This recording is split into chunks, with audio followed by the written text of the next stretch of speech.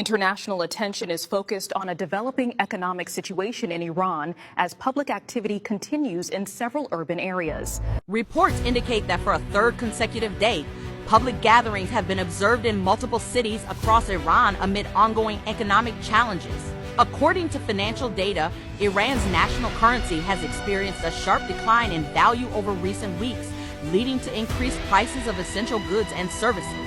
Economists say currency depreciation has added pressure on household incomes, while job availability remains limited in several sectors. Local sources report heightened public concern over rising living costs and overall economic stability. Iranian authorities have acknowledged economic difficulties and stated that measures are being reviewed to address inflation and market conditions. Security forces have increased their presence in some areas, while officials emphasize maintaining order and stability. International analysts and regional observers are closely monitoring the situation, noting that economic indicators will play a key role in upcoming developments. At this stage, the situation remains fluid, with further updates expected as authorities and institutions respond to ongoing economic conditions. Right now, the protests in Iran have entered another critical day, and the situation is becoming more intense with every passing hour.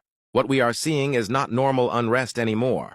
Especially in Tehran province, authorities have shut down public offices, schools, colleges, and universities on an emergency basis. Officially, the reason being given is extreme cold weather and an electricity crisis. But anyone watching closely understands this is not the full story. Tehran's temperature is around 3 degrees Celsius. This is cold but not unusual for Iran. In the past, the country has functioned normally in even harsher winters. This time, however, the response is completely different. Entire government and private sectors have been effectively shut down. This level of closure raises serious questions about what is really happening behind the scenes. At the same time, Iran has issued a very strong warning. Officials are openly stating that if international forces attempt to exploit this unrest, the response will be so severe that their enemies will beg for a ceasefire, just like before. The language being used is unusually direct and aggressive, which itself signals how dangerous the situation has become. China has also stepped into the narrative, reminding the world that it played a key, behind-the-scenes, role in recent regional de-escalations. As Tube News has already reported in the past, China rarely speaks publicly. When it does, it usually means decisions have already been made quietly. Iran is now repeating that a shock is coming, one that will change calculations across the region. What makes this moment even more explosive is the timing. Public anger has spilled into the streets before any major external attack. Previously, it was claimed that protests would only erupt after foreign strikes. This time, people came out first.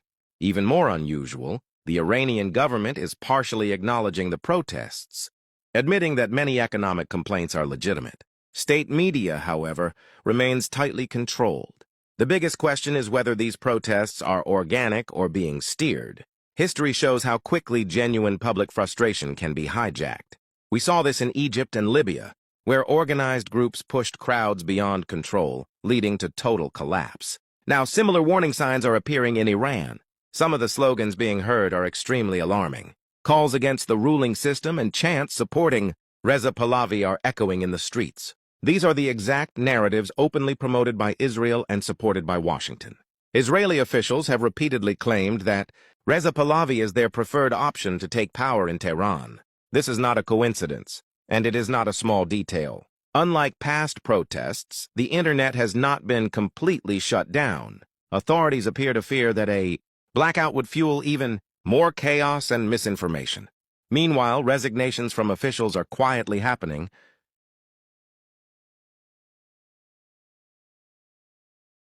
Thousands of protesters are flooding multiple cities across the country, chanting, "Death to the dictator," as Iran's economy reaches its worst point in modern history.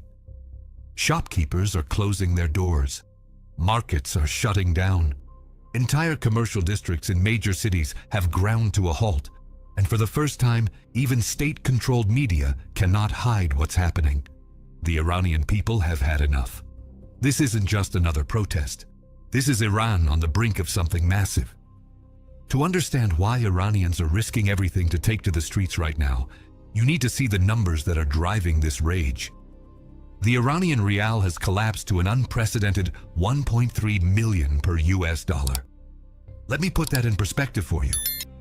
In 2015, when the nuclear deal was signed and sanctions were lifted, the rial was trading at about 32,000 to the dollar. Today, it's 1.3 million. That means the Iranian currency has lost 97% of its value in less than a decade. 97%. Your life savings, your salary, your pension, all obliterated.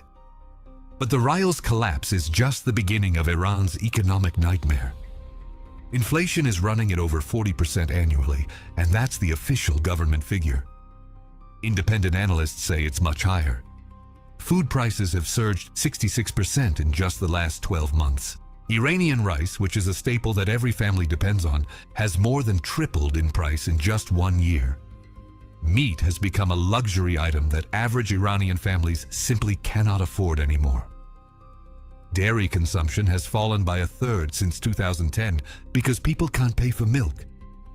We're talking about a country where 57% of the population is now suffering from some level of malnutrition. 7 million Iranians are going hungry every single day. And here's something that shows you just how desperate things have gotten. Viral videos have emerged in the last few days of Iranian police officers begging for help online. These are the regime's enforcers, the people who are supposed to maintain order. One officer, a staff sergeant named Mohammad Amin Ardeshir Moghadam, posted a video saying he was considering selling his kidney because he couldn't survive on his salary.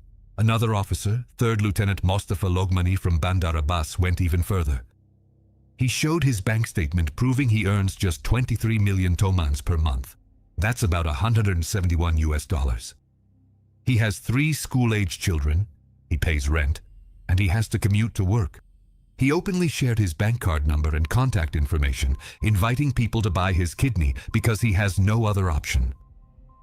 When the police themselves are this desperate, you know the system is collapsing.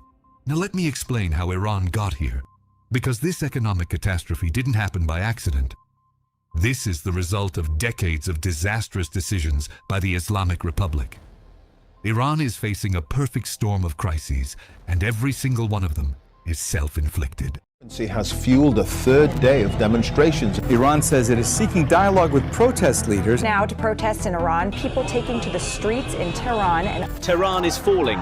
The streets of 21st century Iran are living in the Middle Ages. On one side, are people starved into submission, forced to work a full month just to buy 1 gram of gold.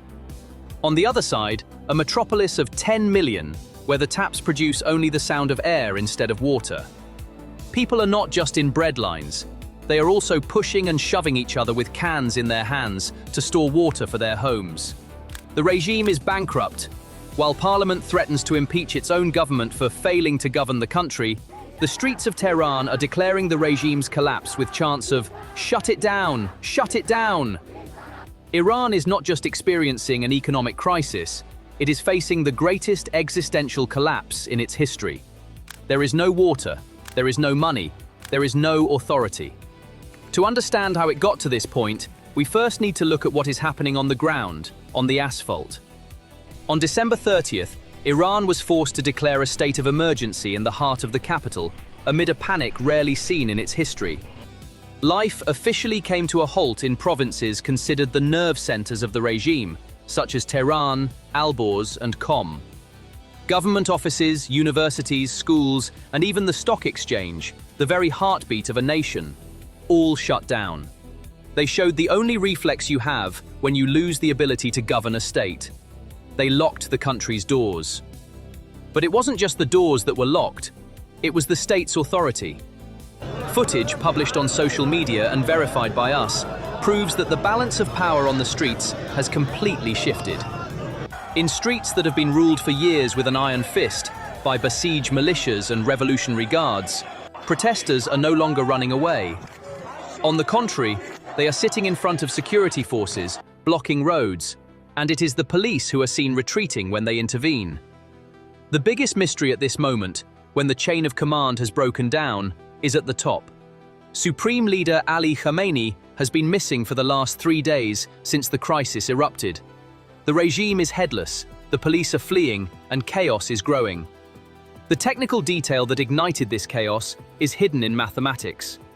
The Iranian currency, the rial, is not in free fall, it is virtually vaporized.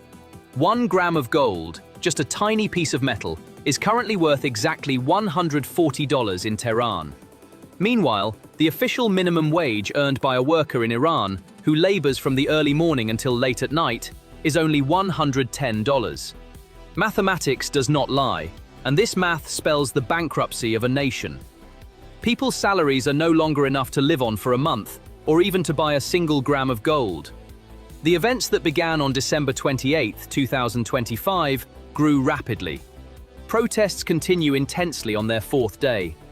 With the black market rate of $1 exceeding 145,000 tamans, or 1.45 million rials, the shutters came down in the Grand Bazaar, considered the heart of Tehran. For those who understand Iranian politics, this is not just an ordinary strike, it is the final nail in the coffin of the regime. This currency devaluation has sent import prices soaring. Inflation is at 42 to 52%, and food prices have risen by over 66% in a year. Merchants cannot buy or sell goods, they are suffering losses. That is why shopkeepers in Tehran's historic Grand Bazaar have gone on strike. Shutters have come down, and areas such as Aladdin, Charsu, and Lalezar have also been closed. Oil exports remain constrained, investment has slowed, and confidence in the economy has steadily eroded. What is unfolding now is not sudden. It is the result of pressures that have been building quietly, year after year. In 2022 and 2023, nationwide protests had erupted, exposing the deep political and social fault lines. Those demonstrations were met with force, but the pressures behind them never disappeared. And today, those strains are resurfacing, pushing people to the streets. As 2025 winds up, Iran faces a familiar question. How long can daily life continue under this kind of strain? Want the facts? The latest developments? News that gets straight to the point. Gunfire in the streets, water cannons at the gates, and chants turning openly revolutionary. Iran's protests are spreading, hardening, and defying crackdowns. Students arrested, live rounds fired, and calls now aimed directly at the supreme leader. This is no longer just about prices. It's about power, and whether the regime can still hold it.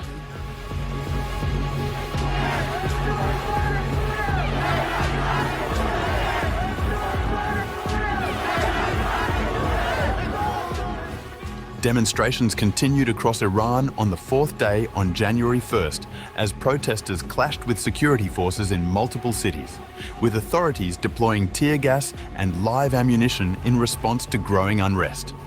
According to Iran International, crowds breached the gates of the governor's office in the southern city of Fasa before security personnel opened fire to disperse them. Officials confirmed 3 police officers were injured and 4 people arrested during the confrontation, including a 28-year-old woman described as a protest leader. Similar scenes unfolded in the western provinces of Hamadan and Loristan, where security forces used water cannons and tear gas against demonstrators. In Asadabad, residents remained in the streets despite gunfire and chemical agents deployed to clear the area. The protests, which began on December 29th following a sharp drop in currency value, have rapidly evolved beyond economic grievances. Demonstrators in several cities now chant slogans targeting the clerical establishment and Supreme Leader Ali Khamenei directly. In Bagmalek, crowds called for the toppling of the Supreme Leader, whilst protesters in Dalaran and other western towns voiced support for exiled Crown Prince Reza Pahlavi. The monarchist sentiment represents a significant shift in the nature of public dissent. Authorities in Tehran declared December 31st a public holiday, ostensibly for energy conservation during cold weather, though many viewed the move as an attempt to limit public gatherings. Government offices closed in 26 of Iran's 31 provinces, and major universities in the capital moved classes online. Iran's President Masoud Pezeshkian has attempted to strike a conciliatory tone, stating his government recognizes the right to protest and has tasked the Interior Minister with holding talks with Tehran Bazaar representatives. We will sit down and listen to all critics and will not engage in any violent behavior. Indeed, it strongly opposes it. Yet, warnings from other power centers have been less conciliatory. Prosecutor General Mohammad Movahed Azad described peaceful protests as part of social reality, but cautioned that attempts to create instability would meet a decisive response.